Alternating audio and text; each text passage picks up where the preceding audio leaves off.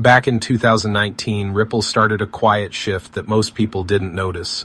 Instead of chasing attention with new partnerships or press releases, it began quietly buying the technology and talent that those partnerships actually relied on.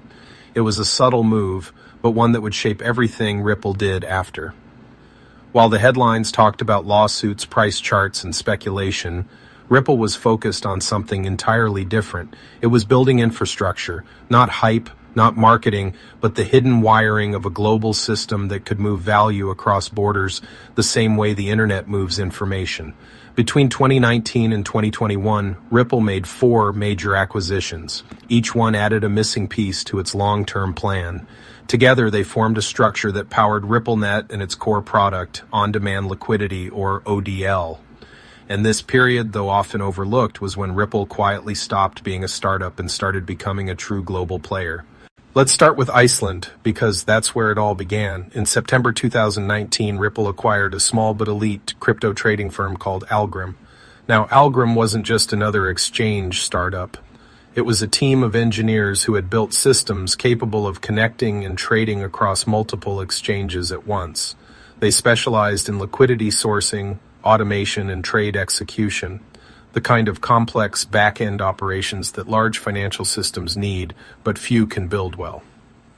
Ripple needed exactly that. On-demand liquidity was already in motion, but for it to scale globally, Ripple needed a way to move XRP between currencies and corridors without delay. They needed systems that could automatically find where the liquidity was, move it instantly, and do it across borders. That's what Algrim had already mastered. To put that into context, think about how airlines manage flights. Every plane, every gate, every route has to connect in real time or the whole system breaks down. That's how liquidity works too. If there's no coordination between exchanges, trades get stuck, rates change, and settlements fail. Algrim built the kind of smart routing logic that could make those connections work seamlessly. After the acquisition, their 6-person team became Ripple's first Icelandic office, dedicated entirely to liquidity engineering. They were the ones building the unseen plumbing that would keep ODL flowing. If XRP is the oil in Ripple's machine, Algrim helped design the pipes, the pressure valves, and the routing that keeps it moving. This wasn't a flashy acquisition, but it was one of Ripple's smartest. It gave Ripple direct control over liquidity management, the heart of any payment network. And it marked the moment when Ripple decided it wasn't just going to depend on partners, it was going to own the technology outright. But Ripple wasn't finished. Just weeks later, another acquisition followed, this time through Ripple's investment arm called Xpring, known today as RippleX. They acquired Logos Network, a startup focused on decentralized finance, or DeFi, long before DeFi became the buzzword it is today. Logos was working on something Ripple had been watching closely, programmable finance. Instead of just moving money faster, Logos wanted to make money itself programmable. Their research involved creating blockchain-based systems for things like lending logic, tokenized assets, and advanced smart contracts. Ripple saw this as the next frontier. At the time, most of the crypto world was chasing hype, tokens, trading, speculation. Ripple was doing something different. It was thinking about how the world's financial infrastructure could actually work better using blockchain technology, and the Logos team brought that mindset with them. Bringing Logos into Ripple wasn't just about adding a feature, it was about adding vision. Their engineers were fast, experimental, and comfortable working at the edge of what blockchain could do. They would go on to form the core of what became RippleX, the division responsible for developing open tools, sidechains, and features on the XRP ledger. The XRP ledger, or XRPL, was already efficient. It could settle transactions in seconds and handle large volumes. But Logos gave it something new: flexibility. The ability to run logic directly on-chain, to automate complex settlement rules, and to open doors for future features like automated market makers. So while Algrim built the pipes, Logos started designing the control systems that made those pipes intelligent. One worked on liquidity, the other worked on programmability. Ripple was assembling the pieces of a financial engine, one part at a time. By October 2019, Ripple made a third move, this time acquiring Strata Labs, another quiet deal that most people completely missed. Strata wasn't a trading company or a payments provider. It was a team of engineers building tools for the Interledger protocol, or ILP. Interledger is a simple but powerful idea, connecting payment networks that don't normally talk to each other. If two systems speak different financial languages, one traditional, one digital, Interledger acts as the translator that allows value to move between them.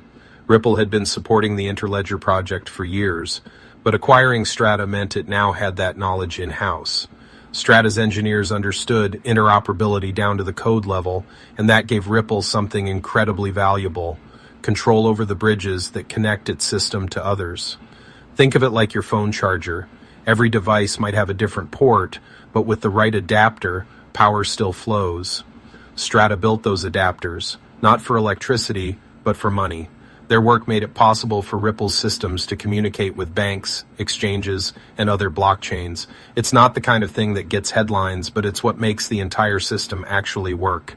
By the end of 2019, Ripple had quietly assembled 3 critical layers: Algrim for liquidity, Logos for programmability, and Strata for interoperability. 3 small teams that would form the backbone of what Ripple would build in the years ahead. And while none of those acquisitions made front-page news, their impact was enormous. Ripple now had its own liquidity engine, its own DeFi and smart contract capability, and the means to connect to outside payment systems. It was like watching a company build its own nervous system piece by piece. Then came 2021, and Ripple made its biggest move yet.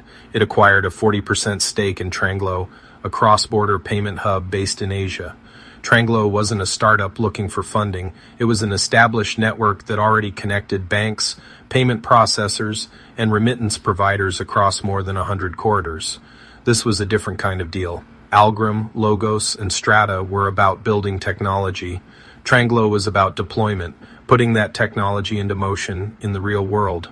Tranglo processed billions in remittances every year, especially across Southeast Asia, in countries like Malaysia, Indonesia, and the Philippines. These are regions where remittances aren't just transactions, they're lifelines. Millions of people work abroad and send money home to family. Speed and cost matter, and that's exactly where Ripple's on-demand liquidity could shine. By taking a minority stake, Ripple gained access to Tranglo's massive regional network without taking on the regulatory complexity of full ownership. It was a smart move that gave Ripple operational influence while keeping flexibility, and almost immediately it started paying off. Within months of the deal, Ripple and Tranglo launched new ODL corridors between Japan and the Philippines, some of the busiest payment routes in Asia. For the first time, Ripple could demonstrate its technology at full scale, in a real market with real volume. Tranglo proved that ODL wasn't just a theory. It worked in production. If Algrim built the pipes, Logos wrote the logic, and Strata built the connectors, Tranglo turned on the switch and let the current flow. It was the final step in turning Ripple from a technology company into a full-scale financial operator. By 2021, Ripple had moved far beyond its startup roots. It now controlled every layer of its system: liquidity, programmability, interoperability, and deployment. It had evolved from a software provider to an infrastructure company. These acquisitions weren't about token speculation or headlines, they were about control and reliability, the two things that matter most when you're dealing with real money. Ripple was building the kind of foundation that banks, governments, and institutions could actually rely on.